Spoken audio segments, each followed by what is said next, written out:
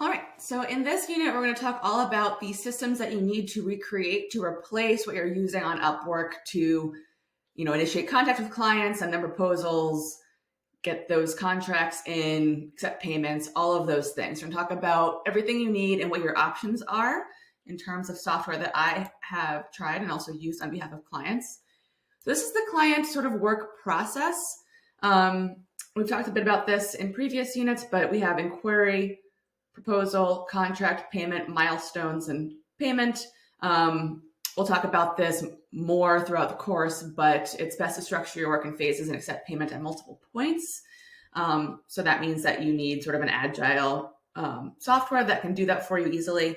And then also I have a note here. I also think there's an opportunity at the end of the project to collect feedback and ask for reviews or testimonials. And that way you get those for your website, which we talked about in the previous unit. So we'll talk about everything you can use to create all of these things. The initial inquiry, the best thing, we talked about this a little bit when we talked about the website, is to create multiple points for people to get in touch with you. So this can look like exploration calls, providing email, contact forms, quote forms, or depending on your type of service, maybe even an application form, if you really want to sort of reduce the amount of inquiries and only have sort of the highest level clients. So these are all of your options, and there's a few different ways to create these things. Obviously, email, just put your email in places on the website. If you have issues with spam, instead of listing your email, like mine is Kara@kcocreative.com, you can put parentheses around an A instead of the @ symbol to reduce spam. When it comes to scheduling software, you have a few options. These are the things that I have used most often on behalf of clients when I set up their websites and sales systems, and also what I have used personally myself. So obviously we have Acuity scheduling, which is now sometimes called Squarespace scheduling since they purchased it. This does work best with Squarespace websites since it's a native integration. It can also integrate with WordPress and other sites, but its ease of use isn't as great there. The price point is $14 a month or $23 a month. And the reason why you might want to upgrade to that $23 a month plan is if you want to be able to send text reminders. And there's also Calendly, which I find to be much easier to use these days. They have a really easy Zoom integration. Acuity does have that as well, but I just find that Calendly is much easier to set up. It embeds easily on most sites. There also is sort of like a book now pop-up option, which can be nice depending on how you want to structure your site and really garner attention and get people to sign up for exploration calls. And their price point's actually better than Acuity at $8 a month or $12 a month. I also find their workflows in terms of setting up reminders is really easy. Another newer software that I recommend and actually use myself is called Funnel Gorgeous. It enables you to set up multiple calendars, multiple different appointment types. It embeds easily in most sites. It integrates really nicely with Zoom, so it can automatically send a Zoom link and create a Zoom meeting. It has really great facility with automation, so you can do lots of different things in terms of sending emails, sending texts, and it's part of an all-in-one. So Funnel Gorgeous might be for you if, one, you might even be looking to create your website there. It will host and build a website. It also does funnels or replace ClickFunnels.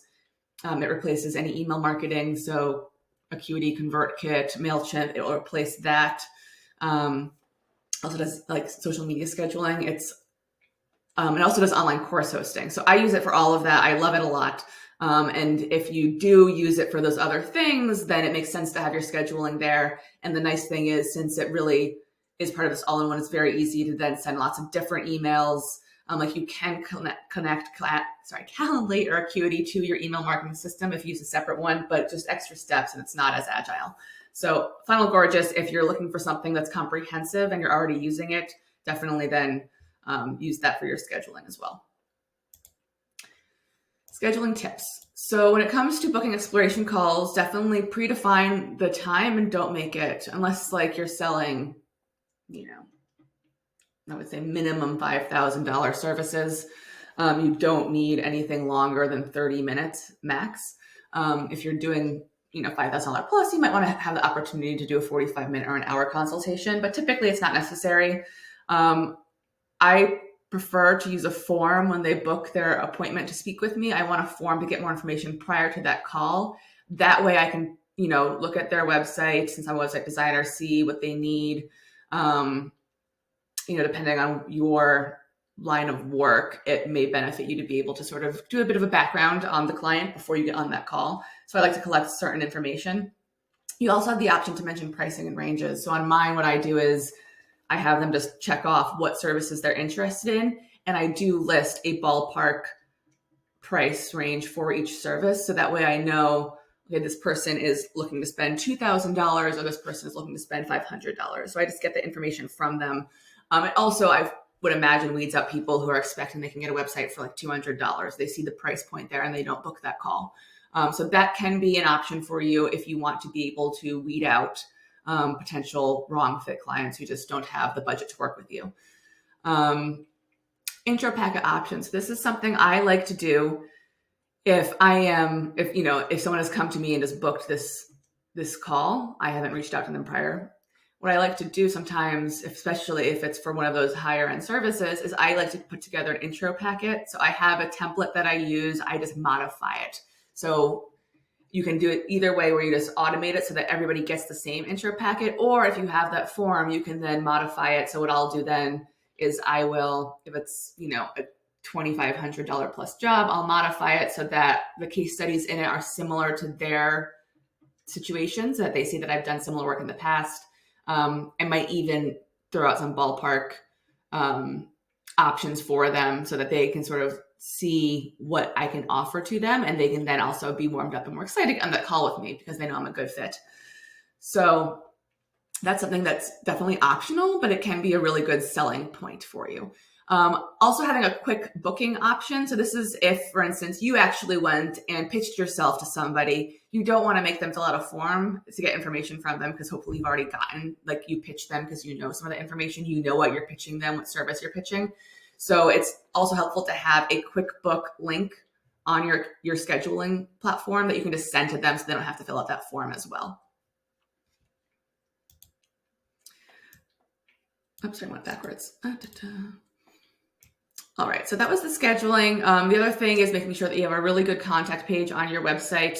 I love to make sure that this is in the header. So you can see on my own website, it's up here, say hello. I also like to put it in the footer. It's on the footer of my website as well. So that way people don't have to go looking throughout your website to find out how to get in touch with you. Make it easy for them to get in touch with you. So make sure it's in the header, make sure it's in the footer, pepper things throughout the website. I did talk about that in the last unit, where you can put these sort of exploration call, get a quote. I have those in multiple points on my website.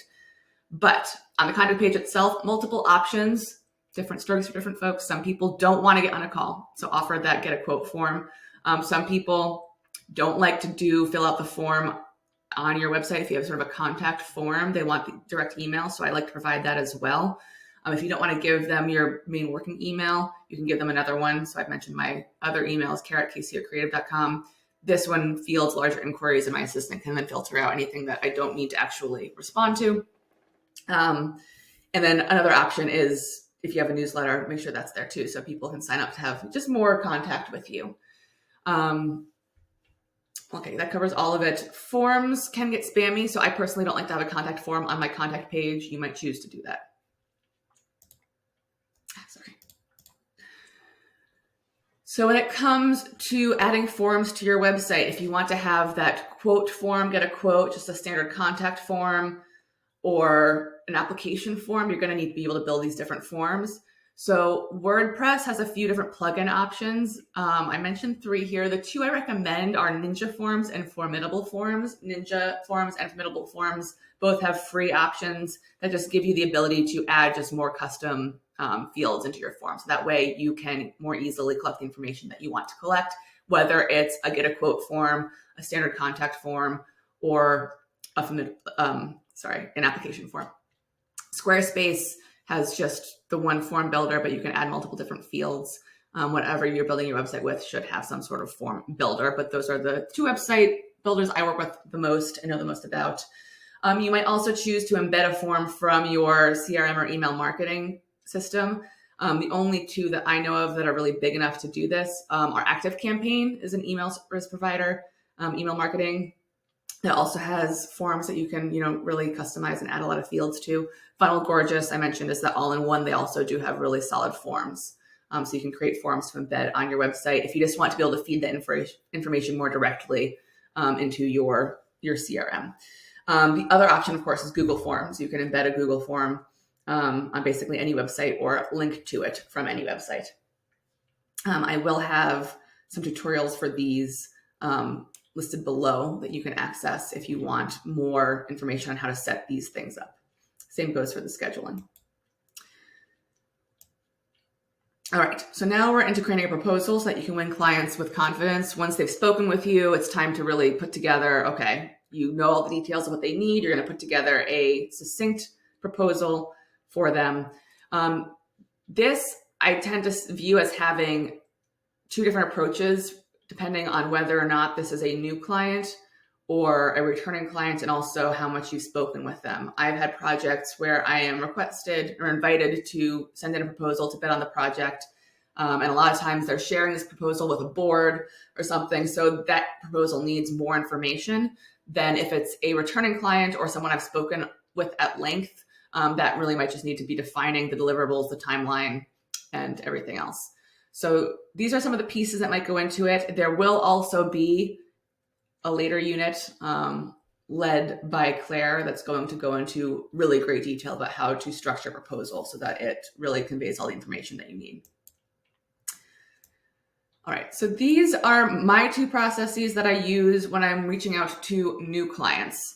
Because if it's a new client, and like I said, if it's that situation where it's more of a board that may not, many of the people who are reviewing this proposal might not be aware of who I am or what my work is like, I structure those things differently.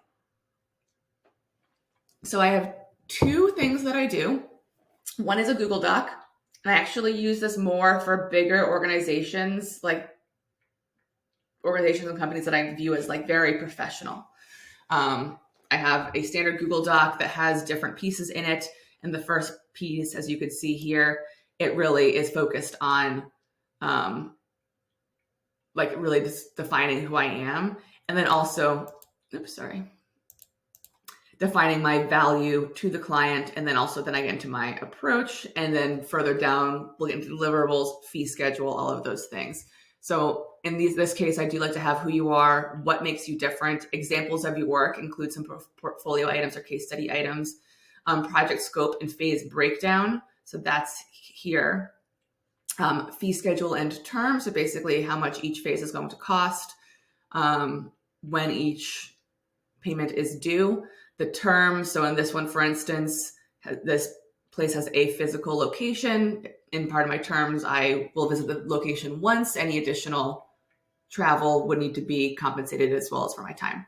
And then how you like to get paid. So in this case, if you're sending something like a Google Doc, or if you're designing something out that's more elaborate, you're going to want to you're not going to be paid through that platform. So here I tend to like to add in the proposal that I will be sending either an invoice or they will need to send a check, that sort of thing. I also have another proposal template, and I will share both of these with you, by the way.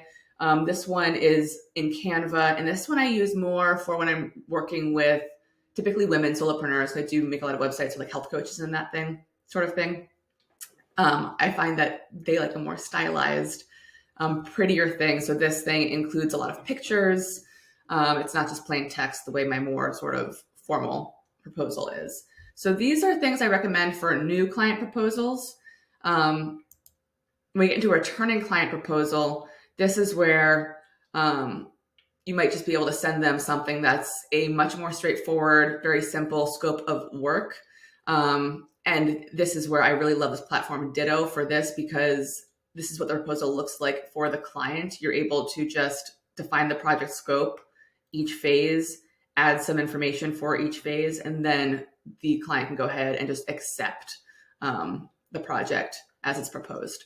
So this is something that you can go ahead and do and send a proposal for a returning client or someone you've spoken with at great length already. Otherwise, I do send a more longer format proposal. And then when it comes time to say, okay, are we ready to move forward? That's when I send them a shorter format proposal, which can then also collect payment. So this is the proposal software. There's a few options here. Google Docs is what I mentioned that I use, and I showed you that. The same thing applies for if you're using Canva or like an Adobe InDesign to create a more stylized proposal. There's no real additional cost because you probably, if you're going to go that route, you probably already have access to Google Docs or to Canva. Also, Canva has a free plan. Or if you're using something like Adobe InDesign, like I wouldn't recommend purchasing that software just for your proposals. Hopefully you have it for other reasons and then you can use it. The plus side to this is you can add as much information as you want or you need depending on the familiarity of the client with your work. The downside, there's no real easy way to convert this proposal into a contract once the time comes for that. And it's obviously not capable of accepting payments. Ditto, there is no subscription fee, so very low cost option. It's built for the milestone model and working in phases. It's really, it's optimized for that. So that's like such a big draw for Ditto for me because I do work in phases, as we recommend that everyone does. The proposal easily doubles as a contract once accepted. Basically, they go ahead and accept it. It becomes the contract right away, and you can accept payments directly through the platform. The option that is really lovely that I have not used myself because I will not pay for it, but I have used on behalf of clients is Proposify. This sort of combines the best of both worlds when it comes to a Google Docs, well, even Google Docs, like an InDesign or Canva, really beautiful proposal with lots of information in it that can then also turn into a contract and accept payments through it. It's really very high functioning that way. The one downside is it's not milestone optimized. It's not really meant to accept payments and fund milestones in a phase-based approach. And of course, the other downside is it is like $500 a month. So I'm going to assume nobody's there where they're going to go ahead and jump on Proposify, but I did want to mention it as it does, in my mind, combine this best of both worlds in terms of really beautiful proposal that can then turn into a contract and get the payments through it. Honeybook does make a stylized proposal, but it's a very rigid, simple design. It's not very, I personally don't think that it offers enough to warrant moving to Honeybooks for it. I would rather just use the Google Docs or Canva to create a stylized proposal. Of course, payment available is, it's in the platform. It's not milestone optimized, and it does cost $39 a month.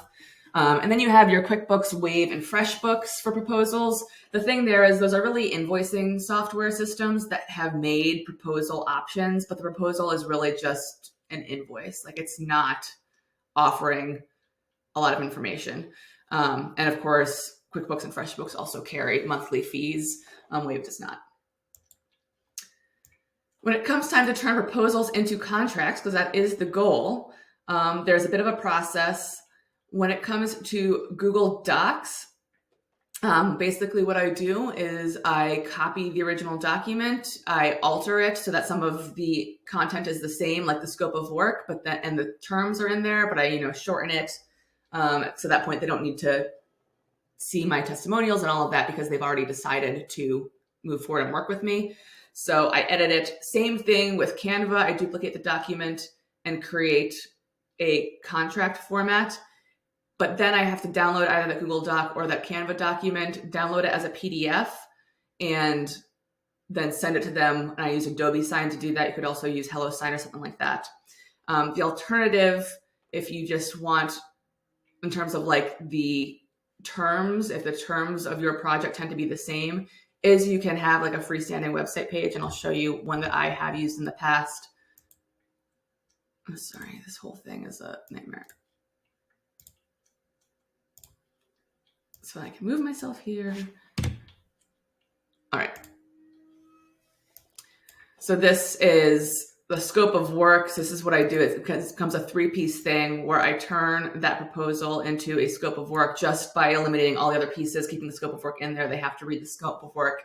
And then all of the terms remain the same for projects. And then they fill out this form, basically submitting this contract, agreeing to the terms. So this is an option. It's easy to use because basically it stays the same. You don't have to edit it at all. The downside is it isn't quite as secure. And then also, of course, you're then submitting to them a scope of work document, an invoice for payment, and having them come here and sign this. So it's a lot. It's cumbersome. And then I have Ditto here because I'm assuming no one's considering Proposify, so I'll talk about Ditto. Ditto, it's really nice because this thing that they get as a proposal, once they accept it, and there's the option to accept it right here, it automatically turns into the contract. All of the terms are included because you added that at the proposal stage, and they can go ahead and fund, they'll be prompted to fund that first milestone. So we'll talk a lot about Ditto because this is like a really great all-in-one. And like I said, even though I do use this process when it comes to payments for a project, like a bigger project that I have milestones for, I always then take this and dump it into here, which is pretty fast. We'll show you how to do all of that. And then I use this to manage the payments. And that is because when comes to getting paid, if you're invoicing, you have to send an invoice each time payment is required. So you have to manage that process a lot more if you're working with the milestone approach, which we recommend. So every time you send an invoice, then you have to follow up on that invoice. There's typically a 2.9% plus 30-cent transaction fee on invoices. The credit card fee is something that if you're enable your clients to do that, which a lot of clients like that convenience, that's something that you're paying. And there are also often additional subscription costs in the case of FreshBooks, QuickBooks, those invoicing systems. Wave is a good one that when I do invoicing, I use Wave, and that they don't have the monthly fee, but they do have this transaction fee. Ditto, because it's built for this milestone approach, milestones are pre-funded. And then basically you just request that a milestone be funded prior to beginning the work. And then once you've completed the work, you go into the system, you say the work is done. They get to review the work, but they have 4 days to do that. If they don't approve the milestone within those 4 days, the assumption is that they approve of the work, and then those funds are released to you. There is no monthly subscription fee or annual subscription fee. There is just a 2% transaction fee, but any credit card fees, if a client elects to pay that way, they pay those fees themselves. This is really lovely. Like I just had a project that I did not run through Ditto that had 3 phases, each of which was $1,000. And the client, because, it's circumstances, they come up, lovely woman, but she got COVID, and she thankfully is healthy and fine now. But because of that, she basically ghosted me for 2 months because she just was so bogged down and getting back on her feet. And so that $1,000 that I requested for the milestone that was completed, I didn't get that for 2 months. If I had done that through Ditto, I would have had that payment within 4 days. So this is really a great thing, especially if you're coming off of Upwork. This will help to sort of guarantee that you do get paid because milestones will be funded beforehand. So you won't do any work and then find that you're not getting paid. Invoicing, no matter what system you're using, it's not going to do that for you. And the client won't have the peace of mind of knowing that they'll put the money up, but then they'll have a chance to review the work before the funds get released to the freelancer, to you. So we're going to get into this a lot more because we will talk about sort of proposals in detail, contracts in detail, and milestones and revisions. And we'll also talk about Ditto in detail. This I wanted to show up here again, just because once you get paid that final payment, I do recommend sending out basically a survey that invites feedback, because this will only help you to improve as a service provider. So soon after you get that final payment, make sure you send out a form or send your client to a feedback page on your website in which you have an embedded form, either built this way or through the CRM or through Google Forms. For Polish, I recommend embedding whatever form option you have in a website. I'll post a worksheet with some recommended questions and also that prompt for asking for a testimonial. That's an important step I don't think anyone should miss. All right. So just as an overview, this is a client work process, and these are sort of all of the software pieces that you can use to accomplish each of these steps. At the inquiry phase, we have scheduling, Calendly, Acuity, and Funnel Gorgeous. We also have those forms options, which you can use Funnel Gorgeous to make a form, ActiveCampaign to make a form, your website to make a form, or Google to make a form. So that's the inquiry phase. Proposal, we have Google Docs, Canva, Adobe InDesign are similar. Proposify, Honeybook, Wave, FreshBooks, and QuickBooks also offer that sort of limited same invoice. Or we have Ditto, Contract, Google Docs, basically all of these same things, as well as Adobe Sign or something similar, Adobe Sign or HelloSign to actually send the contract, and Ditto. Payment, these same things, and Ditto. Milestones, just managing milestones. The only two things that really will do that without you having to do a lot of manual management is Proposify and again, Ditto. And here we have Payment again. So these, we went over all of these, some of their pluses and minuses. There will be additional resources to use most of these software systems, including my own Google Doc and Canva templates for proposals. But as you can see here, Ditto is really the only piece of software that is useful across these 4 phases. Everything else is sort of, using a bunch of different things together. So that is why Ditto is my recommended platform, alongside maybe a longer format Google Doc or Canva proposal when appropriate.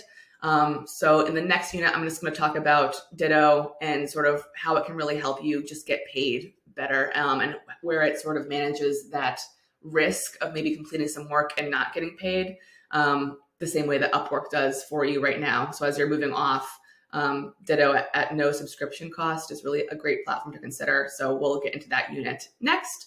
Otherwise, if you are already using other pieces of software that you want to continue using, you can skip the next unit and jump into how to structure your proposal.